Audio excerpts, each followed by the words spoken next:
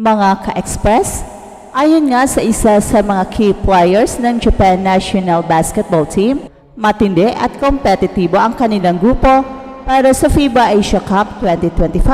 Kasama nila sa Group C ang mga bansang Guam, Syria at Iran, mga hindi basta-bastang kalaban.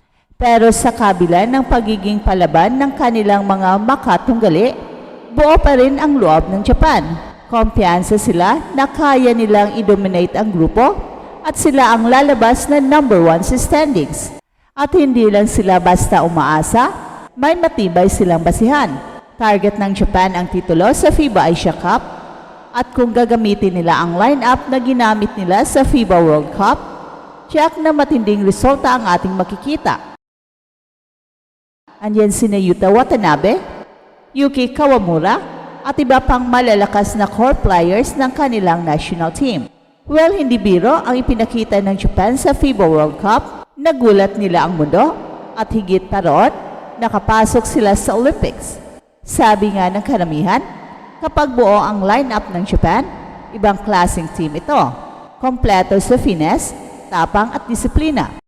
Samantala, balik tayo sa ating sariling Gilas Pilipinas. Sa ngayon, hawak natin ang record na 1 win and 1 loss para sa FIBA Asia Cup qualifiers. At ang pagkatalo natin ay galing sa isang makunat na laban kontra New Zealand, pero hindi pa tapos ang istorya. Sa darating na FIBA Asia Cup, tila magiging tiebreaker ang susunod nilang laban, parang best of 3 series ang datingan. Kaya't napakalaki ng pressure para sa Gilas na ipanalo ito. Balikan natin ang huling panalo ng Gilas kontra New Zealand. At ito ay largely dahil sa dominant performance ni Kai Sotto. 19 points, 10 rebounds, 7 assists, 1 steal, and 2 blocks. Isang all-around performance na sobrang bihira sa isang 7-footer. Kitang-kita ang epekto ng kanyang presence sa loob ng court. Pero ngayon, wala na si Kai. At dito na nga nagsimulang lumabo ang opensa at depensa ng Gilas. Hey, hey, hey! Attention mga kapatrol! Get ready for an epic giveaway. Once Express Info hits 150k subscribers, one lucky winner will win the incredible Oppo Reno 11F 5G smartphone. Here's how to join. Step 1. Subscribe to Express Info right now. Step 2. Like this video. Then step 3. Comment anything good and positive about our idol Kai Sotto. Super easy. Just subscribe, like, and comment. Hindi na tayo makakita ng maayos na ball movement. Palaging late sa rotation ang depensa at mas lalong lumala ang problema sa rebounding. Kaya't hindi na nakapagtataka kung bakit sunod-sunod ang talo ng Gilas sa Doha International Cup at sa 13th and final window ng FIBA Asia qualifiers. Malaki talaga ang kawalan ng isang Kai Sotto. Hindi lang sa stats, kundi sa intangibles na ibinigay niya: leadership, intimidation, timing at floor spacing. At dahil wala siya sa lineup, unti-unti nang nabubunyag ang kahinaan ng Gilas. At ang masakla pa, alam na ito ng ibang teams, lalo na ng New Zealand, na tinarget agad ang butas ng Gilas sa paint. Kumbaga, parang sharks na nakakita ng sugat ng isda. Hinog na hinog sa opensa ang Gilas sa kakulangan ng rim protection. At ang tanong ngayon, may makakapuno ba sa iniwang puwang ni Kai Sotto? May makapagbigay ba ng parehong impact? Well, sa ngayon, wala pa. Pero teka, huwag tayong mawalan ng pag-asa. Baka nga naman sa darating na FIBA Asia Cup proper, may mga players tayong mag-step up. Baka sa biglaan, sumabog ang laro ng ating mga healthy big men. Baka mas makahanap tayo ng chemistry. Pero habang hindi pa natin nakikita yan, isang team ang talagang dapat bantayan, Chinese Taipei. Malakas ang momentum nila ngayon at nasa Group D din sila kasama ng Gilas. Matagal nang hindi nagpakita ng kagilagilalas na performance ang Chinese Taipei. Pero ngayon, tila may bagong sigla ang kanilang laro. Kung parehong performance ang ipapakita nila mula sa qualifiers, posible talaga silang makatalo sa Gilas.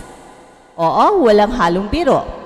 Yung dating ina-underestimate natin na team, ngayon ay seryosong threat na sa ating kampanya. At ito ang isa sa mga malinaw na butas. Wala tayong quality big. Ang Gilas ngayon ay parang barko na walang anchor. Nabawasan ng solid rebounder, shot blocker at inside scorer. Hindi lang natin kailangan punan ang pagkawala ni Kai, kailangan natin ng kapalit na may kalidad. At ngayon, may nababanggit na bagong pangalan sa Gilas pool, QMB, Kenton Malura Brown, isang promising big man na pwedeng maging X-factor. Pero ang tanong, ma-integrate ba siya ng maayos sa sistema ni Coach Tim Cone? Kung kulang na naman sa oras ang training camp, kung hindi maagang maisalang si QMB sa tune-up games, at kung hindi pa sigurado ang final lineup, well, medyo mahirap. Pero kung maaga ang ensayo at kumpleto ang players, may pag-asa pa tayong makabawi. Importante rin ang pagkakaroon ng solid preparation. Hindi sapat na may talent lang, kailangan ng teamwork, chemistry at tiwala sa sistema. Dapat ay kompleto ang mga core players, may sapat na practice games at kung maaari, matagal-tagal na training camp para hindi tayo matulad sa nakaraang international windows kung saan parang bara-bara ang laro. At huwag natin kalimutan, habang tayo ay nagkakandara pa sa paghahanap ng tamang rotation, ang ibang team sa Asia ay patuloy ng lumalakas. Pati ang mga dating di kilalang bansa ay nagsimula ng magpakita ng husay at systematic basketball. At habang papalapit ang FIBA Asia Cup, tila setback ang nararanasan ng Gilas, pero hindi pa huli ang lahat. May oras pa. Kung may minor adjustment sa lineup, kung may sapat na preparation at kung makahanap tayo ng paraan para kahit paano'y mapalitan ang impact ni Kai, may laban pa tayo. Nasa kamay ni Coach Tim Cone kung paano niya ihanda ang team mentality, physicality at strategies. Sa coaching niya nakaangkla ang pag-asa nating makabawi sa international stage. At higit sa lahat, nasa mga players ang hamon na patunayan na kaya nila mag-step up. Hindi lang dahil kailangan, kundi dahil sila ay karapat-dapat na magdala ng bandila ng Pilipinas.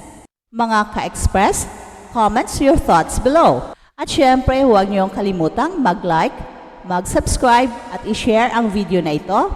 At sa bawat kwento na aming ibabahagi, patuloy naming ipinagmalaki ang diwa ng Pilipino, isang diwa na kahit kailan ay hindi sumusuko. Isang diwa na laging ginulat ang mundo.